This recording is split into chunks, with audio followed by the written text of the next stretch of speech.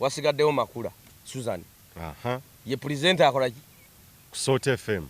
nga mukola ku makya program ya Zibula Atudde kati nze ndi mukanyomera aka kaleri kabisesa nedebozi terinna bakunyikirira bulu terinna kwata kuba by then wali wakajja wiki maidebozi ya TV yanjawulo kula radio osakala mangu tomanyi biji ne speed nachi ne joko ze nali ninawo nga za mabala munange za radio ya dini kubembozi kati munange balwadde tebakola Susan angamba tugende kuki kumpewo muliwo babiri nga tuyingira nga kada nkwazi ntuyana ndandiko unyaka gwigwiri kirungi mwali mu AC singali mwali AC Susan yandifulumye nali mpunyo obuddo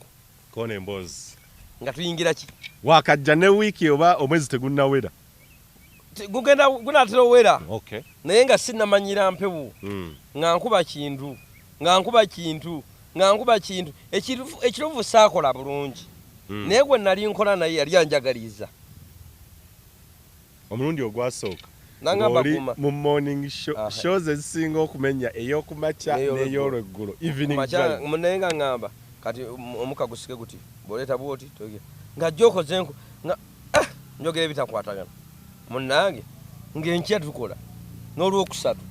nga kali osobulada mwakole naku 3 ngadda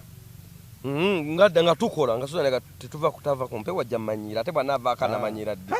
okay kola bwoti nga nyongera mu training nenga mbulira experience kunako olwasooka yali etya ekintu kyotakolangako kuba radio ino kubeera nga ka speed mweka nalowooza nkoze tewali nsobi nalowooza nkoze bulungi naye ekirungi gwe nali nkola naye yali amanyi nga akusikana akusitula nali muntu wa ddalu naye nga siri nti wansi naye bwe batonna ne connection omuntu ono nako olusooka okubeera mu connectinga joko si jokuba mu budde kimayi oinako abalema oinako bakasiru oinako bamuzibe oinako abalwadde basirimu oinako abasikose kuba joko egenda okunyiza omuwulizo omulala neyusise ku banning nga tonna bakola ki oina okumanya wokolera zi punchline eyo byonna naye kati nga gwendi naye angaidinga bambi yanyamba nnyo Susan Makula okay nange nga tukola babali ngadda babali malise ngadda nga siroti zezo nazo yali atulamu nga aziddamu nze nga nsigala mukamuzeeyi nga nsigalako ne ku intro nga njikuba show nga yakatandika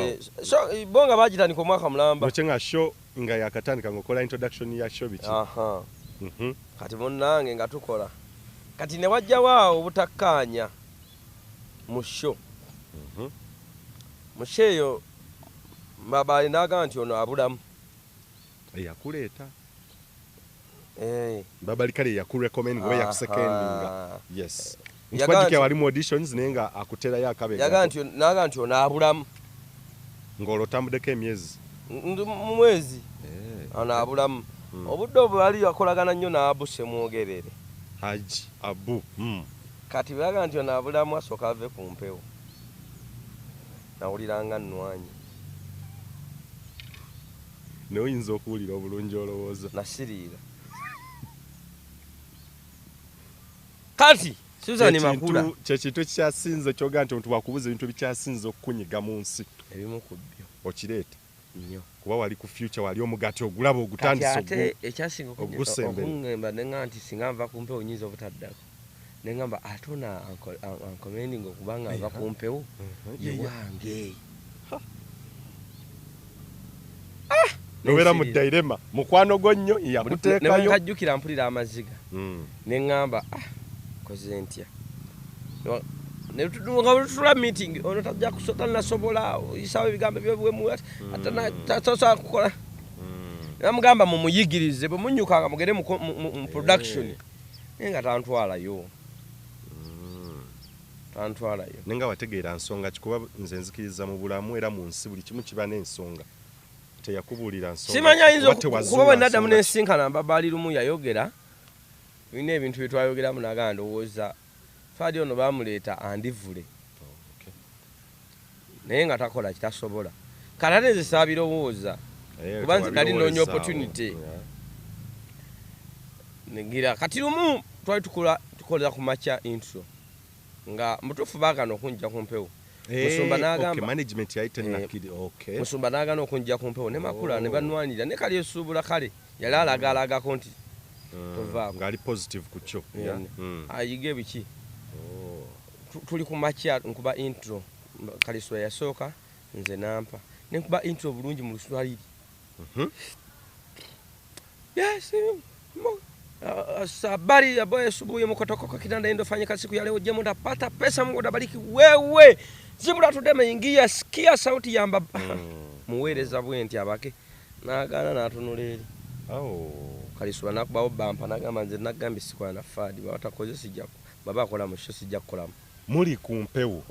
oweereza omuntu for instance singa bwe tunakola introduction fenanga tuli mu show ye driving ne fadi kababuze ko nze Moses Wamala basonde banyabo ndine munange my nentunuleli nawo lyanga asiri nakaba mu mutima nenkaba mu mutima nengamba mbabali wange nengamba ne kale kinto kyalinze kiri nengamba kale katugende maaso nze manyi nja kuwangula era tebakujja ku mpewo tebanjija ku mpewo oluvannyuma lw'ekikolwa ekyo olunaku lwayo tya shonga ewedde babeeramu awo Kaliswa yabuuza mbabali kyokoze tokyejjuse naye asijja kyejjuse wabango babangobe omanyi omuntu yenna akusinga bwakulwanyisanga kuba mavi ekyo kituufu kuba teyo abalowooza akulwanyisa naye aba wakati ye mukunyikira wansi tolwanyisanga gwosinga ate nakusinga tomulwanyisa mulwanire wakira bali ku level emu lwananga tuuka waali tolwananga kuba bwolwanyisa gwosinga obanga alwana okudda gyali wansi nenkuba amavi babali ne bamuyita ne bamugamba biki nenga tomanyi kintu ekyo wekiva tomanyi nsibuko nembuuza mutima lwaki nembeera netubanga tuli mugundi eyo yakuyita mu lukuubo ne batandika fadi ogendera mu nkwawa za Suzani gwe musituzi wa nsawo kati omanyi naku ziri esatu ze wabeerako ne Susan zakuleeta obeerako close n'agenda nga mukwala enkwatagana kale omuntu yenna singa ndaga nti anjagala nti era anjagaliza nkwatagana naye kituufu ane nasooka nemanya nti Susan yanjagaliza kwali kwagaliza nandaga nambulira ne radio bwino gitambuza yali willing okusoma Susan yanjigizanga ne konso ku radio abamu gye bayita mix abamu abatakitegeera nkibanyonyodde abamu tebalowooza mix kati konse nga sigimanyi ekicontrolling amaloboozi nti jayo teekayo nga sigimanyi nga ne software gwe tulina mukambwe wena obanga oli mugezi owa radio ojja nentandika okutula waliwo neweyandekangamu nentula ku main nga nze main kati nga konso nenjiyiga kati omuntu bwati oba oyagala ki aba akwagaliza ge mazima era obeera mukyamu okumwogerako ekikyamu era nze ate bwe mbeera wantu mba muganzi nnyo kati nemba muganzi wa Suzani kutambula mu motoka babiri nga nesiga kitambula mu motoka babiri kibi fena kati fadi yekubide ku Suzani obujingo nantwalanga mutabani we bujingo bonanga okwatagana nawo bulungi bwetuti very good bwetuki kuba ekisooka omukulu ye yakukubira essimu ye yakweweere omulimu from the word go ajja owokubiri presenter oba omukozi naye Susan Makula by then ngate mukulu bambi yes naye nakusiima n'oganja nenkola nga wabeerawo obutakwatagana era wonna nga ku mpewo okyagiriko togivanga sivanga ku mpewo sisekuka kasita nsimba mba nsimbye mala kusimbula nze bukyo mu bulamu bwange sibeerangako ku mulimu nenvaawo nga bangobye ekyo tekibangawo mu bulamu bwange kati nenkola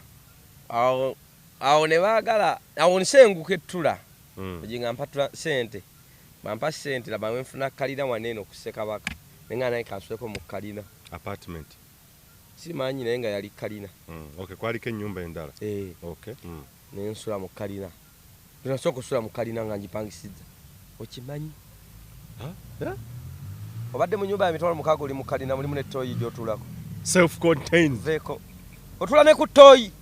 ey'omunda nga teweetaga kufuluma olina akaba kuliko wali kotuulako buli kimu nokola nonabira omwo munda otulwa ne kabaluko nogula etinsabo tulabe evebweru nga sente awo ofunye ukawooya sinagenda ku peroolo ng'ozijjawa Bugingo ŋŋampa koona emboozi n'okyusa obulamu standard of living oyagadde ogihyping ositukodde waggulu n'ogenda ku apartment buli kimu era agisasula pasita Bugingo nga tananteeka ku peroolo naye bwenja ne mugaga kati bammanja ŋŋampa wiki weggwawo ne bampayo 10 oba 15 ne gimbeeramu kakati batuka okunteeka ku peroolo naye omwaka gwagenda owera ndoza nga sinabigenda ku peroolo naye nga amenities wa buli kimu kye weetaaga okifuna yes ekyo kirungi kakati kati n'akabozi ka peroolo nenjakka kunyumiza tujjawo maaso kati mune tukola abantu basinga okwebuuza kubanga balaba nga Fadi ne Susan baali tebateŋŋana yes ate bino bwe byabaawo ebya musumba ne famire ye iki abamu ne balowooza Fadi waliwo nasanga Fadi wapangidde muzeeyi Susan bamba mpita muko wa Bugingo abalala ne bagamba Fadi wayagala Susan kyekyagobya ku Soroti kati olwaliro we tugenda okumanya naye nga tetunnatuuka awo ebbanga liri eri nga mukola ku mpewo ne Susan omukyala Susan Makula wali olabyewo embeera yonna eraga nti abakulu n'abakulu bano bandibanga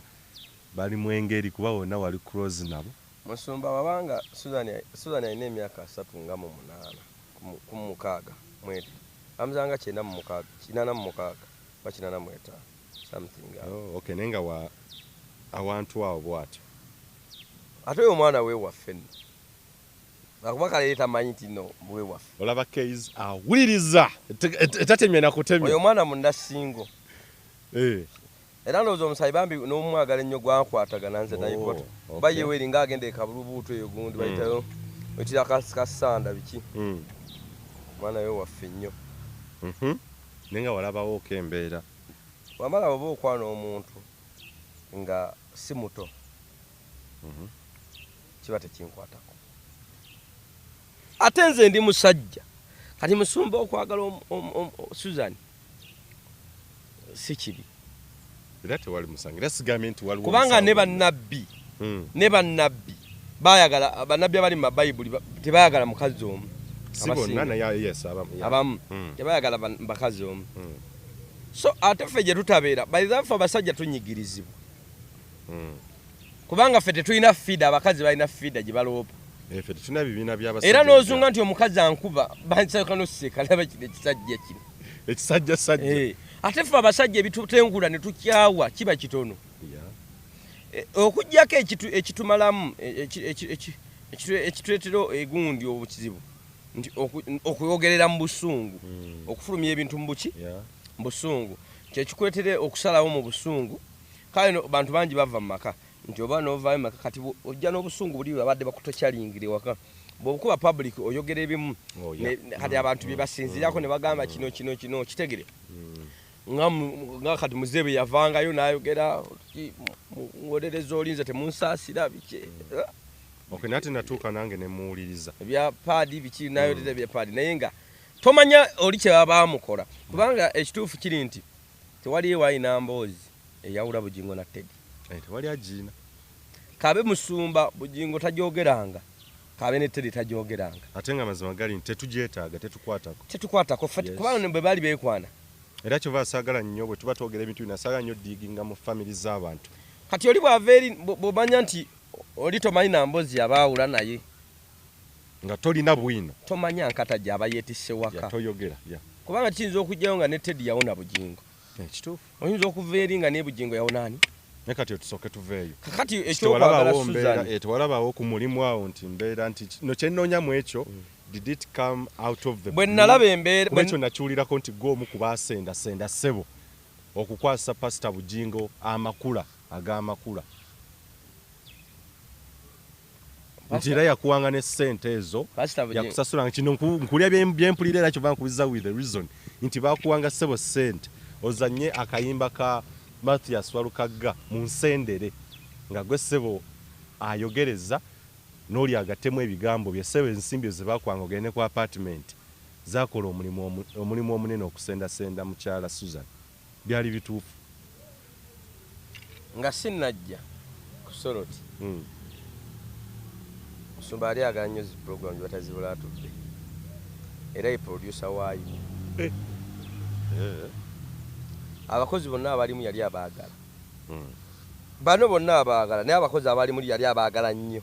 Kabe Tobi oyo Kafeero naye yaliko muzibula atudde omanyi. Dr. Tamale.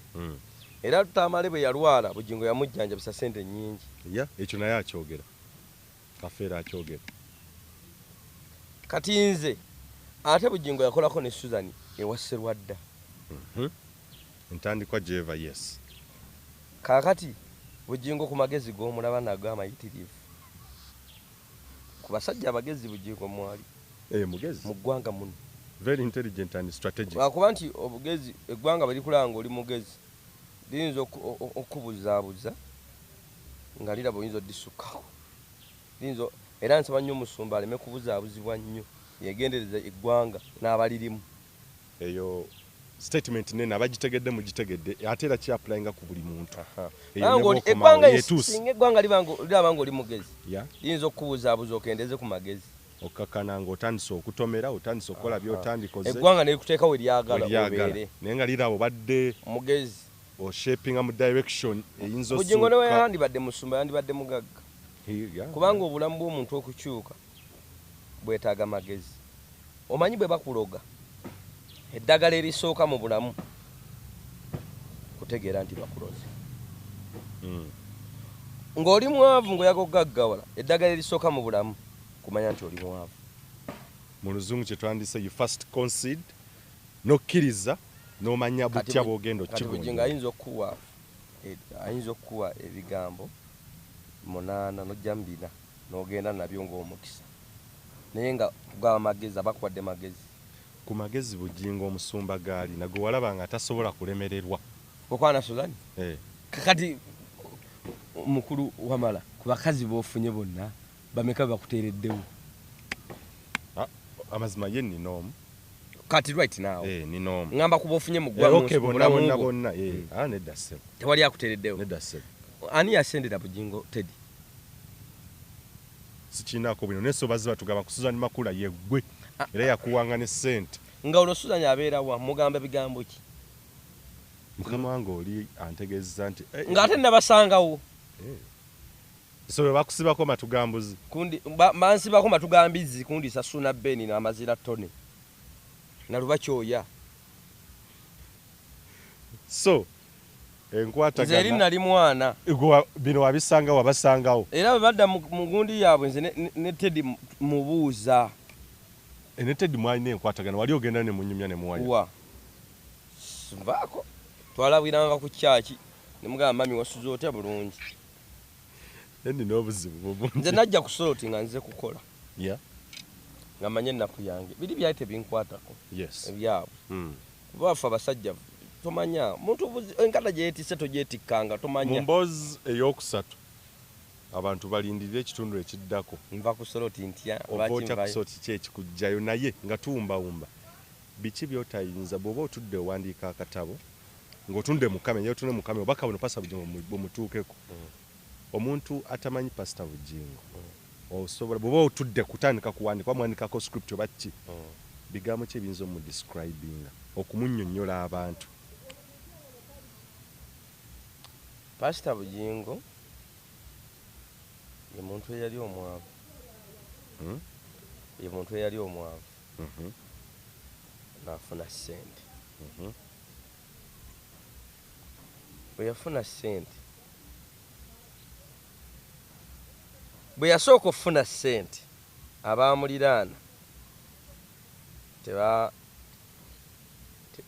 baamuwaana kati agenda okirabuka nti nina ssente nga babadde nabo bamudisappointinze n'akyuka n'atandika okufuuka omuntu alina ssente nga twakajja Soroti nga yakatandika nga abakozi abagulira n'empombo. Kyemisane muli oluwombo kubeewa ku Soroti muli emmere. Kitegedde? N'akyuka n'afuna ssente. Bugingo mulungi okukolera. Bugingo mulungi okukolera.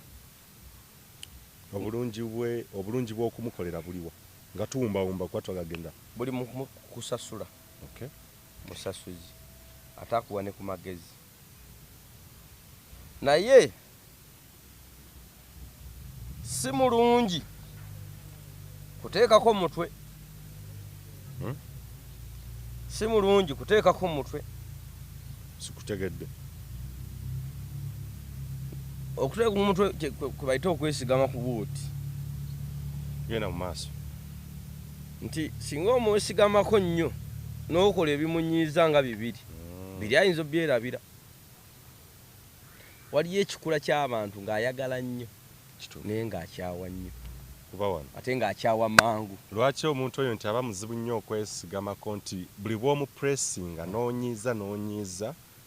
yeekyawa mangu n'atamangu ate nakuta mangu yes ate nakuteera mu mbeera gy'otosobola kulowooza naye bw'oba nga otambudde nga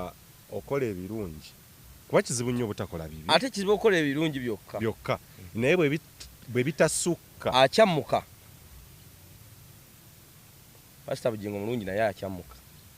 n'ekizze ejja kunyumiza ku mboozi ya pasita Bugingo ne Justin Namere ono muwala Sempijja mu maaso jjajja eyo maaso kikulu abantu bagundi bajja kulowooza ate ebirala bali mu kulowooza kati birala ate awo bajja kujjawo nawe tugirinde ya Namere ne pasita Rosias Bugingo kakati biki biwafunira ku sort achievements byolaba n'ogamba nti ekisookera ddala mu byonna nayiga ensi okay that's good nakula nali muto nakula then nentegeera abantu nali mbalaba naye nga sibakola ki nga ndowooza kyendi kibakola ki kibali then nategeera baki okay nategeera abantu naye ate nejjusa okuva ku Soroti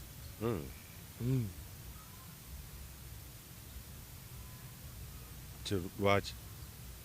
nti waliwo omusajja omu gwe nasingana Charles Twine ebigambo bye yaŋŋamba ate nalaba nga nejjusa nnyo okuva ku Soroti ayogerera CID webale nnyo naga nti ewantu wonna wonna waliwo amakuuli yes so n'olwekyo tovanga wali makuuli tolabanga kibi kiri mu kirungi ky'olina labanga kirungi kiri mu kibi ky'olina kinziriremu ng'otunudde mu ewantu wonna waliwo amakuuli yes tova wali makuuli lwakuba makuuli tolabanga kibi kiri mu kirungi ky'olina labanga ekirungi ekiri mu kibi ky'olina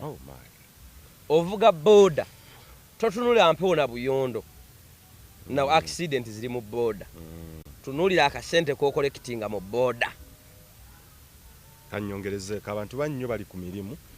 n'agwevuma ng'ayogera bibi byokka kangende ne mu family abakyala bangi abaami bangi nze oli bwajja ekinjigiriza okukola n'abantu bwe bati humanities and social sciences nti oconnectinga n'abantu n'otwantwa ne Dr. Lawrence Muganga oye ampadde kabachale anniversary kakati buli bwentuula naye n'abantu abo bakulu benziba bensinkana ba professor abalina ebifo mu government abatalina bifo n'abantu abakulu abansingako njiza ebintu biyitirivu nnyo nti nedda kituufu ne bwe muba bufumbo ne bwe giba mirimu kati kanyoke ne mu bukulembeze nti abantu abasinga beevuma nnyo we bali olina resigninga over ekizibu nja kweta scenario ya Nabbanja versus Hillary Onek omukulu oli emirimu gya munne azagikola ye muntu atajja kwegayirira Saba Minister nti kawoyo bataliiwo nti bwe batoliwo kawoyo nga watozze ku baba biki abamu basuubira nti tekijja kukola ki tekijja kukolebwa so kakati nti mu bufumbo ebyo nayo nkiyigiddeyo nti ddala kituufu antu bibi byokka era nze bw'ojjeewayo ng'oyogera bibi byokka mwenkubiza ekibuzo naye talinayo powadde n'ekirungi kakati antu every time tulaba ki nsobi kibi kyokka so kati Charles Twine yakubuusa nanga gwe kubewa Bugingo nali sifuna musala sente nnyingi naye ng'ozifuna nga nzifuna ate nayina ebintu ebimu bye naliko ebiyinza okuba nga byayimirira naye si kyekikulu kati buli kintu kyonna kyezamu okukwata okukitomala kuntema mukono naye ate ebimu ku bye nejjusa okuva pasita Bugingo era nja kuyita njanfuneyo enkoko oba n'ekibuzibuzi n'enkota y'ettooke tugimutwalire mwetondere mu bufunze teyakugoba gwe yeegoba mwetondere okuva ku sooti nga simusibudde tujja kutandikira awo abalungi abadde ku mukutu kirungi nnyo omanyi nti netayi eno yagingulira okay. omanyi ne t-shirt eno nti yagimpa era nenjagadde mbyambale leero naye ate nga teweerabiranga bw'olibwanga otambula ne weekoona ewantu teweerabiranga we weekoonedde omaakingawo bw'oba odde oleme kwekoonawo tekitegeeza buli kkubo ddungi nti bulwamu ejjinja emboozi zino tugenda zireetanga bantu bamanyidde nnyo mu byobufuzi eri naye n'ebintu bino ebizimba ebigatta abantu omulamwa gw'okutandikawo mukutu guno ogwa Uganda enkya nabategeeza nzikiririza mu kwogerezeganya n'okwogera whenever we dialogue and communicate ddala kituufu ebizibu bingi nnyo bisobola okugonjoolwa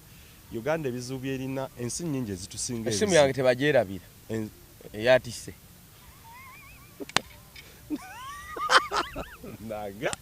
naye anti kati olina kunkwata mpola nze nafunye ngenda ku university wali ku Victoria University ewa Dr. Lawrence Muganga esimu tebagiwulidde tomukubidde naye bannaye nina omukisanga ali embizi mbadde nkyagamba abantu obubaka buno nti omukutu guno Uganda ey'enkya abantu emikutu tugikozese ddala kituufu n'obwongo bwaffe nga tusuubira myaka 5 egijja ddala kituufu bwe tunaddayo okubiraba ojja kukkiriza nti nina ettoffaali lyentadde ku ggwanga Uganda oba lyenzimbuludde bye tukola n'olwaleero nti yes byakunyumisa to entertain as well as ate nabwe byayitamu yes naye twagala oggyemu ekyokuyiga oggyemu ekikusoomooza mutanyo baga nti bw'olaba ekintu nga oli ayogedde ku kintu nga kyolina nga kyekikulu gwe gwandiba oba gwandiba omukisa gwennyini gwogenda okozesa naawe kwennyini okukyuka so okutandika n'olwaleero weeteekeko ettoffaali lyennyini erigenda okujja w'oli ogende ku ddaala eriddako kanjogereko n'abo abafumbo briefly ekyokunyikiza ekyakawoya nti tulaba nnyo ensobi ne bw'obeera ku mirimu olaba nsobi buli kaseera gwe akomplaininga ku banno gwaba abanenya naye ddi lw'osiima abantu bano eno ti leero okoze ekirungi ekyo kirungi nnyo okuleka okunenya abafumbo gye muli bangi nnyo nenga omukyalo olaba nsobi za musajja zokka talinayo kirungi kyokka suubira nti Katonda asobola ensobi atonde omuntu nga agenda kutambulira mu nsobi kizibu nnyo naye ne bwe ziba ensobi mutuule communication mwogerezeganye ate era mutuule ku mmeeza emu mukubaganye ebirowoozo n'okulaba muteeso okutema empenda dialoguing tujja kuddamu otandikira awo ku mulamu ate era gwe gumu okwongera okutegeera enombozi ya mulimu ne TikTok gye bagambe bagigoberere ku TikTok Uganda ey'enkya ne YouTube Uganda ey'enkya n'omukutu gwa Facebook tujja kugula naye gwe yagala okulaba obulango okuteekamu obulango bunawe tukulange bizinesi yeetambule abakulu ffenna osobola tutuukirira kawe yajja agenda kuddamu akuwa ennamba ye neyange ngenda gikuwa noti 788 2488 abakola ku mpewo mwogera ennamba obanga agamba nti bagenda gikubbako ennamba noti 788 2488 ne noti 759 366 ng'oyagadde tukulangire bizinensi y'okuyita wano kisobokera ddala ate era ebintu bijja kutuukira ddala ebyo obubaka bujja tuuka ennamba zose nine mukubanze ndio musikwata namba 2 okay 0750 90 99 86 0750 90 99 86 eri ku WhatsApp eri ku Twitter eri ku Airtel Money okay yakawoya Fahad abakulu mwana nzale babulire gyenva ekintu ekyo kikulu nnyo bwe tubanga twogera program nga tennaggwa ekintu ekyo promoting agyenva promoting kitange ovawa nzalibwa yali mubende kasire gwanga yagitwala kokko ne bagikutwako ne bajjako mitiyana tekyaba malira ne bagikuddamu ne bagikutwala ne bajjako kasanda omukulu Nnyombi Tembo yali atukulembera n'akita n'akiwamu Simeon Nsubuga. Otunyonyola gy'ova. Simeon Nsubuga bwe yakita Kabuye Franka n'akikwata omugeye. Mu Kiganda kalamba woowetera nobangadde emisozi ku kikuba ekidde emisozi tokwata kiri ekyemannyo gasikanga agenda mu kyojjo omanyi okwata kino ekigenda emisozi ng'agenda ku faamu ya President Yoweri Kaguta Museveni habulwa totuuka Kamuseenene totuuka mu Njunju totuuka misozi totuuka Bbanda totuuka eri mu kiti kya Bbango okkirira bwoti oyambuka bwoti Kasozi Kasegonja n'oyambuka Kabugayita n'ova ebuzibwere wa Ssentongo n'otuuka Kasennyama n'oyitire wakamanyo bwoti mu kkoona abo bwotuuka Ekassebwembe we banziika Ekassebwembe awo mu katawuni ku kkubo era bwe banziika emmotoka eziva e Kampala mbanziraba n'ezidda e Kampala mu Ttuba kati wali ewaka n'obanga kkirira mu kirandiro battira embizzi totuuka babaka woba okawulira n'otuuka mu kakoba kataleeka ettina weyambukire wa Pisula Kalooli kati mugenzi n'otuuka ewaka kumba asubula amaliba kitange ddala musubuzi waki w'amaliba agente okuyegezi kyamukubira enduulu tavaawo mulamu teke munene nansinga n'okunsinga atakumira mpeera banafa batukumire abeetaaze okusomesebwa n'okuyigirizibwa n'okubangulwa ensi etambulira ku mpagi eziwera ddala omugenzi Nelson Mandela Madiba yagamba nti ekisumulula obuwanguzi bw'ensi kwe kuyigiriza omuntu. Education opens doors of success across the globe. Ne omukulu Lucky Dube kyekimu bangi nnyo bazze bakkiriza kituufu ebyenjigiriza bikulu. Victoria University kyekyokuddmu ekyo abakulu abeetaaze okubangulwa n'okuyigirizibwa ye tetutemugenda kusoma busomi n'okomaawo okubangulwa n'okuyigirizibwa ensi yeetaaga abantu abayivu ate era nga bakola ebyennyini ebijja mu buyivu bwe bafunye. Victoria University gyejjo genda Dr. Lawrence Muganga akuliza ate kumya mpeera abantu nze muzukulu wa Gabo nga Moses Wamala ayi Katonda kuuma maaso moja. Kino kirango obubaka buno buteekebwamu ensimbi Haji Mukisa Karim omusomi w'edduwa ey'ekyasa kino osobola okumufuna ku nnamba y'essimu 07789291 era ng'eri ne ku WhatsApp. Weekwate Haji Mukisa Karim akusomera edduwa enaakuyamba okuleeta emikisa mu mirimu gyo gyonna okunyweza obufumbo mu maka go gy'oli. Edduwa enaakuyambako okufuna omulimu gw'obadde onoonya. Edduwa enaakuyamba okuwangula ensi mu ntambula zo zonna. Enaakuyamba okweggyako olutwe okwegobako ebibamba wamu nammwe abaagala oba balina plan ez'okugenda ebweru okwekolera ku nsimbi. Mwekwate akusomera edduwa enaakyusa obulamu bwo. Haji Mukisa Karim omusomi w'edduwa ey'omukisa.